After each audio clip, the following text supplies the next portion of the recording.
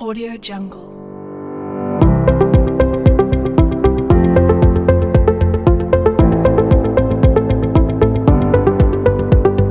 Audio Jungle.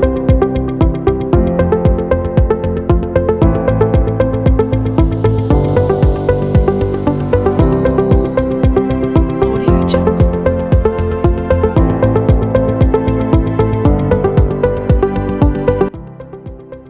Assalamualaikum warahmatullahi Audio wabarakatuh. Jungle. Perkenalkan kami dari kelompok 2 yang beranggotakan Rizky, Lola Arianti Pastela, dan saya sendiri Syahnawati. Pada materi kali ini kami akan menjelaskan tentang perkembangan sosial emosi manusia. Baiklah, materi pertama akan saya jelaskan sendiri. Audio Jungle. Kondisi hubungan sosial lansia. Nah, di sini dijelaskan hubungan lansia sangat berpengaruh positif terhadap kualitas hidupnya. Karena adanya interaksi sosial, maka lansia tidak akan merasakan kesepian. Nah, di situ dia akan merasakan bahwa diri dia ada dan dia merasa keberadaannya ada di sekitarnya. Oke. Selanjutnya adalah masalah psikologis pada lansia. Nah, di sini mungkin ada beberapa, yaitu short term memory, frustasi, kesepian, takut kehilangan kebebasan, takut menghadapi kematian, perubahan keinginan, depresi, dan kecemasan. Nah, dari 8 poin tersebut mungkin banyak kita jumpai pada lansia, terutama pada depresi dan juga kesepian. Nah, di saat lansia merasakan depresi, di saat lansia merasakan kesepian, maka ia akan merasakan depresi. Nah, maka dari itu, itulah gunanya hubungan sosial bagi lansia. Di sini ada 3 tujuan utama, yaitu pertama, sumber informasi. Nah, dari sini lansia yang memiliki hubungan sosial yang baik, ia akan mendapatkan berbagai macam informasi. Nah, selanjutnya mengembangkan dan mempertahankan rasa akan keberadaan diri. Nah, kebanyakan lansia, ia akan merasa dirinya sia-sia saja. Ia merasakan bahwa kematian semakin dekat. Nah, namun jika lansia yang memiliki hubungan sosial yang sangat baik, ia akan merasakan bahwa keberadaan dirinya itu ada karena adanya orang-orang di sekitarnya. Selanjutnya, sumber kenikmatan. Nah, seperti yang dijelaskan tadi, jika lansia memiliki hubungan sosial yang baik, maka ia akan merasakan kenikmatan sehingga ia akan menimbulkan kenyamanan dan emosinya akan menjadi sejahtera. Oke, selanjutnya hubungan keluarga dan perkawinan pada lansia. Nah, di sini dijelaskan bahwa perkawinan dalam hubungan memiliki ikatan persahabatan sekaligus darah, dan hubungan tersebut dapat memberikan pengalaman emosi yang tinggi ataupun rendah. Di sini ada 3 bagian. Yang pertama itu pernikahan yang kekal. Nah, sebelumnya kita harus memberikan apresiasi kepada lansia yang pernikahannya sampai sekarang masih bersama dengan pasangannya. Nah, pasangan lansia tersebut telah menyelesaikan perbedaan mereka sehingga mereka tidak memikirkan ego masing-masing, karena mereka merasa bahwa di umur yang sekarang bukan saatnya untuk memikirkan ego masing-masing. Nah, baiklah, selanjutnya perceraian dan pernikahan kembali. Nah, di sini dijelaskan perceraian pada usia senja sangat-sangat jarang. Mungkin ada beberapa di antara kita menjumpai bahwa ada lansia yang menikah lagi. Memang ada, cuman beberapa yang kita jumpai. Nah, begitu juga dengan menikah kembali di usia senja, mungkin memiliki karakteristik yang khusus. Oke, selanjutnya menjanda ataupun menduda. Nah, di sini dijelaskan pria lansia lebih cenderung menikah dibandingkan wanita. Nah, begitu juga dengan wanita, lebih cenderung menjanda dibandingkan pria. Nah, mengapa demikian?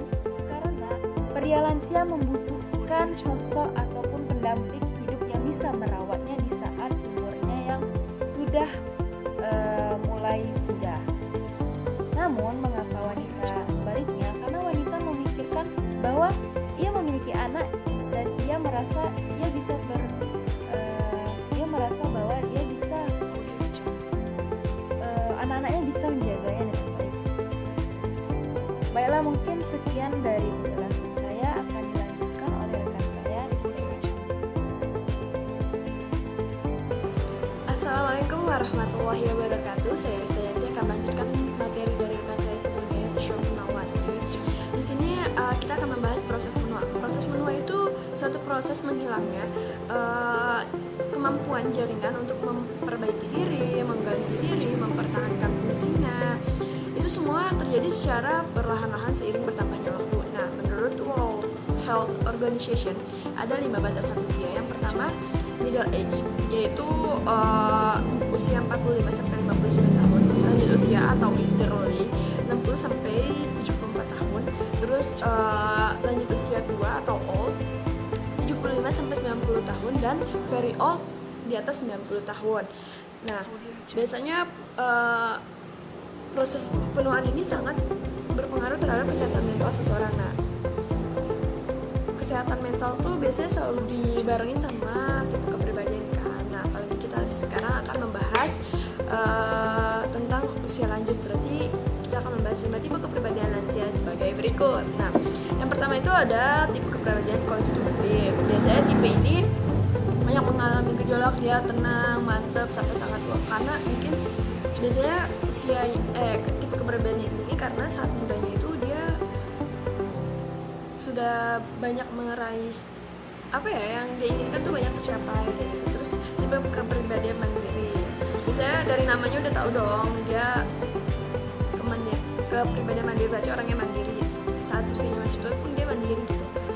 Itu ya balik lagi ke masa mudanya dia seperti apa. Terus tipe kepribadian tergantung. Nah, ini nih, tipe kepribadian ini tuh dia tingkah lakunya tuh selalu dikaitkan tergantung lagi ke masa lalunya, apakah keluarga dia baik-baik aja, terus apakah dia selalu dihidupin sama anaknya, nggak punya penghasilan jadi apa-apa bergantung sama anaknya kayak gitu.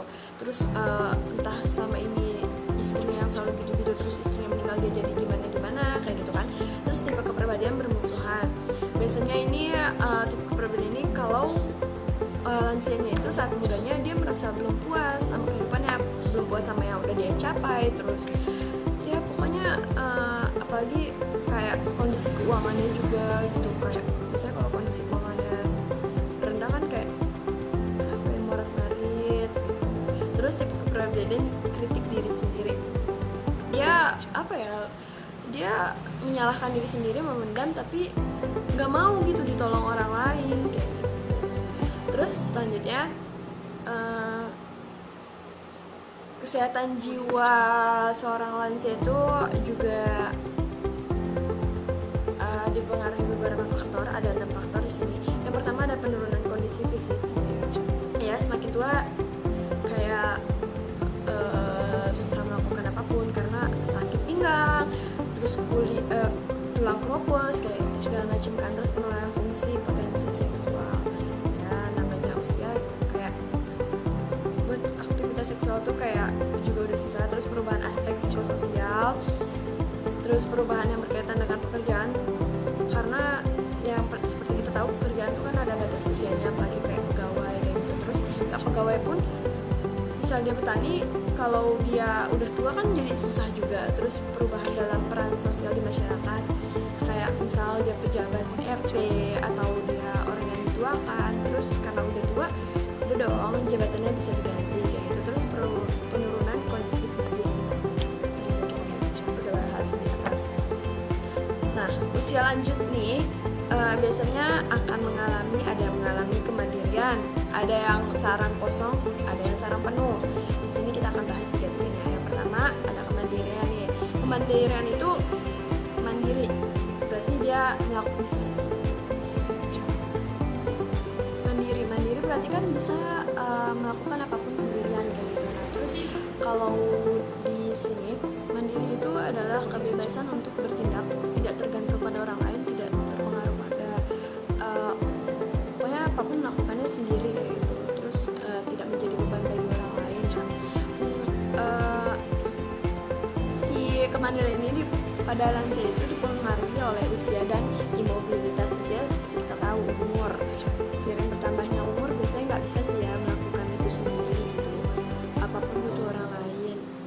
Nggak juga sih, ada juga yang kayak masih kuat, tapi biasanya kalau yang udah sangat tua itu sangat susah untuk mandiri gitu. Terus imobilisasi maksudnya itu gangguan kayak gangguan yang dirasakan kayak sakit, nyeri, kekakuan, ketidakseimbangan, terus ya terus kelainan psikologis dan lain-lain kayak gitu. Nah, terus berdasarkan dari jurnal yang ditulis oleh Marlita, Roni Saputra dan Muhammad Yamin 2018 yang berjudul Faktor yang mempengaruhi tingkat kemandirian dalam melakukan aktivitas daily living. Di situ didapatkan hasil bahwa orang lanjut usia cenderung tidak dapat mandiri dalam melakukan aktivitasnya, memerlukan bantuan orang lain, baik itu dari istri, dari anak, ataupun pengasuhnya. Karena itu semua terjadi karena ya kayak yang udah dibahas sebelumnya, kayak perubahan fisik, perubahan kognitif itu kayak ada yang dia lupa, jadi Alzheimer, terus ada yang fisiknya tua, udah susah jalan ke kamar mandi, jadi buat mandi sendiri pun dia nggak bisa gitu. Terus sarang kosong ini bahasa lainnya adalah emptiness. Ini itu masa transisi dari kategori masa transisi life event gitu loh, pasti mengalami. Biasanya ditandai dengan anak mulai pergi dari rumah, entah itu untuk sekolah, entah untuk menikah, atau pekerjaan, atau ya pilihan hidupnya dia sendiri. Nah itu tuh jadi lansia dengan emptiness ini bakal ngerasain kesepian, terus kayak hidupnya gimana, hidup sendirian aja kan, kadang sama istri, kadang istrinya udah nggak ada terus dia jadi sendirian. Terus sarang penuh, sebenarnya sarang penuh ini agak sulit juga mencari materinya, tapi ini bakal dikaitin juga ke psikologi lingkungan. Biasanya teori ini dicetuskan oleh Altman. Konsep penting dari ini adalah bagaimana seseorang memperoleh kontrol diri privasi agar kebebasan perilaku dapat diperoleh. Itu biasanya sama ya berkaitan dengan privasi, psikologi lingkungan kayak gitu. Privasi yang terlalu besar menyebabkan orang merasa terasing. Terus maksudnya kayak terlalu menyendiri itu juga dia bakal kayak asing gitu. Terus kalau terlalu sebaliknya, kalau terlalu banyak orang lain yang tidak diharapkan, perasaannya bakal kesesakan atau crowding, kayak sarang penuh juga misalkan kayak gitu akan muncul sehingga orang merasa privasinya tuh terganggu kayak gitu. Kalau pada kasus ini pada lansia, maksudnya sarang penuh itu ketika lansia ini harus hidup bareng-bareng sama orang lain, kayak misalkan anaknya, cucunya.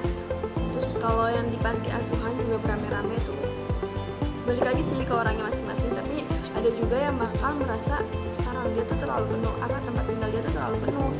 Ya dia bahagia tuh tinggal sama anak-anaknya, tapi kan ada juga yang kayak anaknya udah 10 tambah cucunya ada 20-an, tinggal rame-rame, bakal pusing gak sih? Apalagi ya pusing gitu.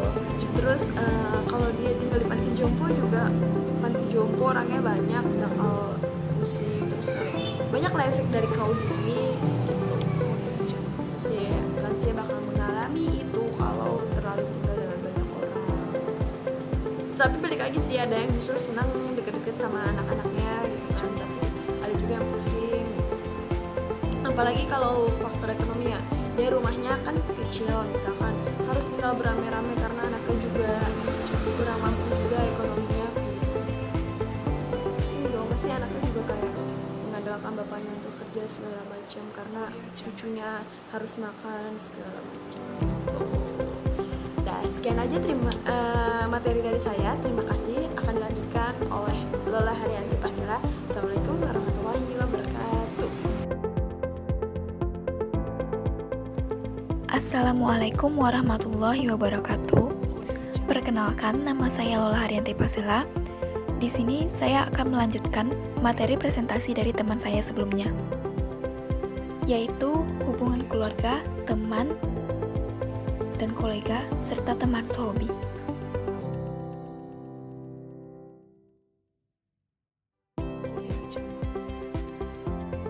sosial yang berupa informasi atau nasihat atau bantuan secara nyata dan tindakan yang didapatkan oleh keakraban sosial dapat memberikan manfaat yang sangat besar bagi emosional atau efek perilaku bagi yang menerimanya. Hubungan saudara merupakan hubungan terpanjang dalam sejarah kehidupan manusia. Kebanyakan saudara kandung akan tetap berhubungan walaupun umur mereka sudah sepuh atau terpisah jarak yang sangat jauh. Khususnya bagi saudara perempuan karena mereka akan tetap saling membantu kapanpun dari manapun mereka berada. Oleh karena itu, dukungan saudara kandung sangat penting bagi kehidupan lansia. Bukan hanya saudara, teman sebaya juga merupakan orang yang sangat penting bagi kehidupan lansia. Teman sebaya menjadi tempat bercerita, bersenang-senang, pertolongan, dan dukungan sosial yang imbalannya mereka menawarkan perhatian dan kasih sayang, serta dukungan sepenuhnya. Dukungan teman sebaya sangat penting bagi lansia yang sudah tidak lagi tinggal bersama keluarganya.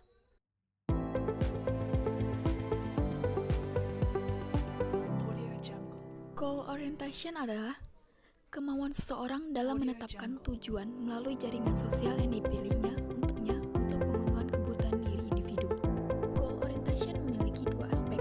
Yang pertama yaitu knowledge related goal yang mencakup regulasi emosi, bagaimana perolehan pengetahuan, rencana karir, dan pengembangan dari hubungan sosial. Yang kedua, emotional related goal yang mencakup regulasi emosi, bagaimana menjalin interaksi emosional yang menyenangkan dengan mitra sosial. Pada usia dewasa akhir, umumnya seseorang lebih memilih emotional related goal karena pada usia dewasa akhir, mereka akan lebih memikirkan bagaimana cara menjalin interaksi emosional yang menyenangkan